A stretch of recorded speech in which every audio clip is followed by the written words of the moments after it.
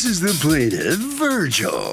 He says the unscrupulous defendant is making up false charges to steal money from him, and that's just plain wrong and not fair. If he really left the place in as bad a condition as the defendant says he did, then why didn't the guy just punch him in the nose before he left? That guy's a crook who never even told him what he was keeping his money for.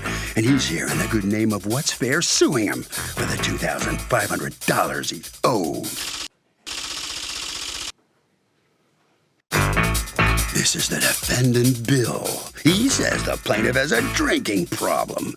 And when he locked himself out of the house, he broke the door down instead of calling a locksmith, like a normal person would do. If that weren't bad enough, he left 2 sets of bedsheets covered in blood and feces rolled up in a ball in the closet. And he has every right in the world to keep this guy's money, and he's not returning it. He's accused of gross exaggeration.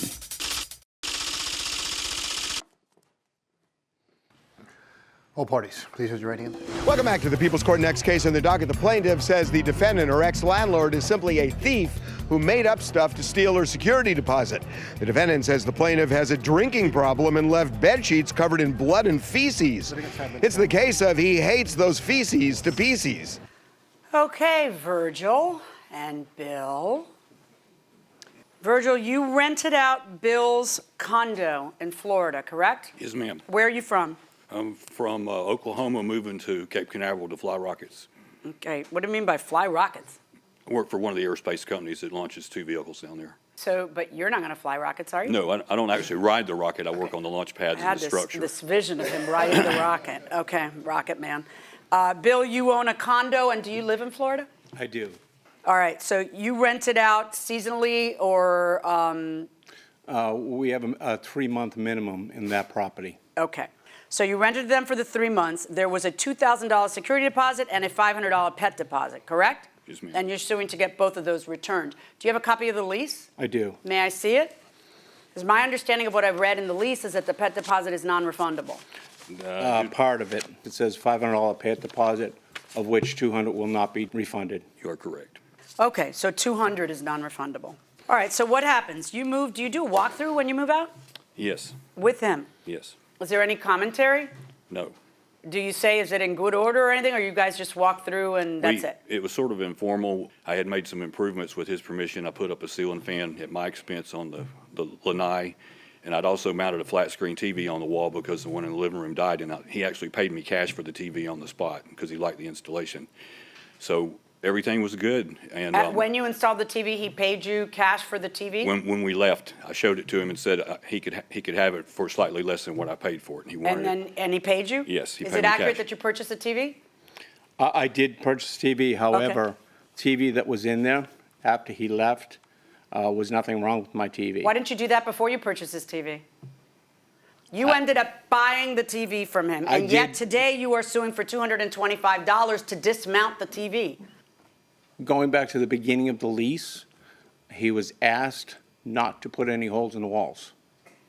Where was your outrage when you whipped out how much did he pay for the TV?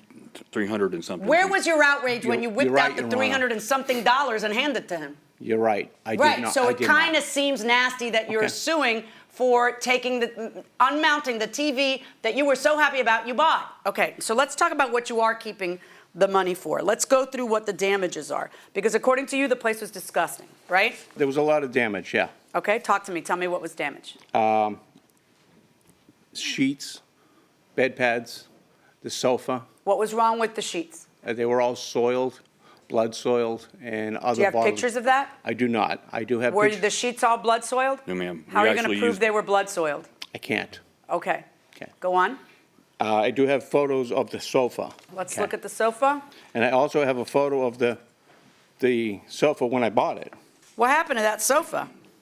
I'm talking to you, Virgil. I can't really see exactly what. Well, I don't know if you can see, but I can see, and it's gross. Okay. I can see just fine, and it's super gross. So what are those stains? I sat on a blanket or a towel. Well, where had the stains get there? I don't know. They weren't there when I left. Okay, then show me the pictures that prove they weren't there when you left. Because I know, the one thing I do know is that with somebody else coming in on Friday, he's not going to pour gasoline and mess up his own couch. He wants a couch that's not gross for the person coming in Friday. I have no explanation. Pardon? I have no explanation. Well, I got a solution. All right. What else? What other pictures do you have of damage? As part of the original agreement, $200 was going to be kept to shampoo the rugs in the bedrooms. We had to replace area rugs, and again, no photographs of the area rugs. I apologize. No, you don't need to apologize. I apologize to you because you are not going to get any money for that, and you can't withhold it. You see, if you're going to keep a guy's money, you have to be able to come to court and prove that you're entitled to keep the guy's money. Otherwise, you're going to lose on that. I understand. Okay, we go were ahead. in kind of a hurry. The last thing was on my mind was taking pictures of Why? stains. You got a phone? You're right. You're And absolutely do you take correct. pictures of your food? Yeah, no, I don't. Okay, thank God.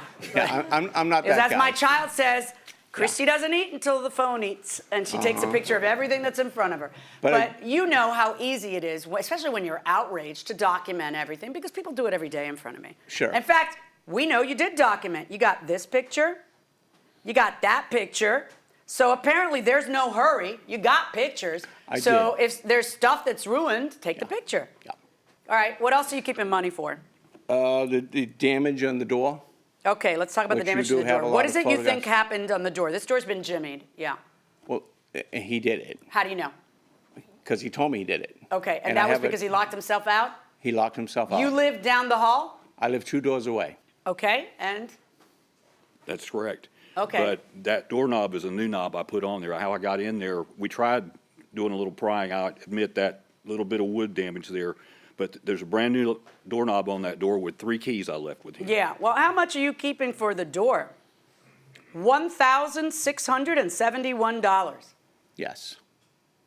On what planet are you living that you think I'm going to allow $1,671 for that damage? If That damage can be repaired. Even if you were to buy a brand new door for it that was an impact door, Home Depot sells them for $300.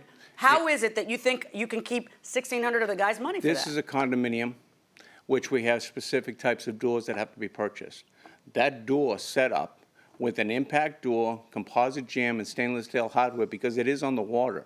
Wait a minute, hold on. What's wrong with the hardware? That hardware? Yeah. That was my original. He drilled that out. Did you change them? There's a deadbolt in the very top of the picture there. and Yeah, this- what, did you change this I handle? did. I replaced them with brand new, high-quality Home Depot with matching keys, so you only had to have 1 key to get in that door instead of having to have 2 keys. Okay, can I see what it looks like now that would merit you keeping security deposit money because the new, brand new handle he put on is so inferior that you have to buy a third one? Let me see that. I don't have a picture of the new lock. This is not going well for you. So, do landlords typically screw tenants out of security deposits? Yeah, for sure it does. I mean, would you paint a landlord that crookedly? I mean, they did it to me one time, and I left the place clean. You know what I mean? So. Yeah, I know what you mean. Do they know what you mean? What do you say? I would say, I don't know. I would say sometimes it does come down with, like, do you screw people over from time to time? They must sometimes. The question is generally, going inside the courtroom. What else are you keeping for? Anything else? That's basically it. Now, how did this go between you two? Because things got really nasty. It was a shock to me. On all that week, we were texting back and forth, coordinating us leaving the facility. And so I've got a very good, after his tenants moved in, I've got a text trail here that shows that he was fine with me. He came to our motel room after he had moved the tenants in and shook my hand. And then a few days later, here's what you're sending him. You miserable slumlord condo blank blank. Don't close your eyes and keep your ears open. Then at 5:50 in the morning, tick-tock. What was that? Like a clock ticking, I was going to court. And I've done Me that and my process server are coming, and you are going to rue the day you tried to blank me out of 2,500. I didn't threaten bodily harm or anything. I just told him No, what you're I just was doing. nuts. Dear Bill, saw your new condo photos on Zillow. We'd like to have lived in that place looking like that, but not renting from a lying, thieving, I don't even have a euphemism for that, like you. All right, guys. Your Honor, I did have to file a police report because of the text messages and the emails. And what came of it? I didn't pursue it because he works at Kennedy Space Center and he has a security clearance, and if I pursued it, he probably would have lost his job. Oh, so you're in love with him now and you want to do No, nice things for him? I didn't want the man to lose his job. Because you're a great guy, or what is it? Or the police just said, don't be ridiculous, this is a civil matter. It wasn't worth $2,000. Because I'm kind of familiar with what the police would say. Right. It's, don't be ridiculous, this is a civil matter, we have work to do. That's what they would say. Okay, there's an amount you're entitled to withhold for the door damage. There is an amount you're entitled to withhold for the carpet cleaning. I am going to allow you to withhold an extremely generous $500 for the door, plus $200 for the carpet cleaning. So that is $700, which leaves $1,800 that should have been returned to the plaintiff. I find in favor of the plaintiff in the amount of $1,800, and I'm ordering you to return that money to him. Good luck. Thank you. Thank you. So, in this dispute that got rather nasty, Bill, you're going to have to give him back $1,800 instead of holding on to it. Yeah, I guess I should have took more pictures. Oh, boy, yeah, you needed evidence. Yeah, I sure did. Yep. Why'd it get so nasty? These are very high-end properties on the water in Florida, and it was handed to him in good condition and given back to me in very poor condition. So. Okay, thank you very much. You must sign a few documents. All right, Virgil, you're going to get $1,800 back. Yes, sir. How you feel about that? Pretty good.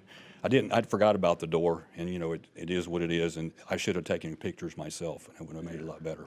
Okay. Thank you very much. Thank you. Okay, you must sign a few documents on your way out, and that'll do it. Harvey? It's so easy, Doug. I mean, honestly, whether you're a landlord or a tenant, you take pictures before the tenant moves in, right before, and you take pictures as the tenant moves out, and the pictures tell the story. And that will do it for this case. Litigants for the next case on the way into the courtroom right now.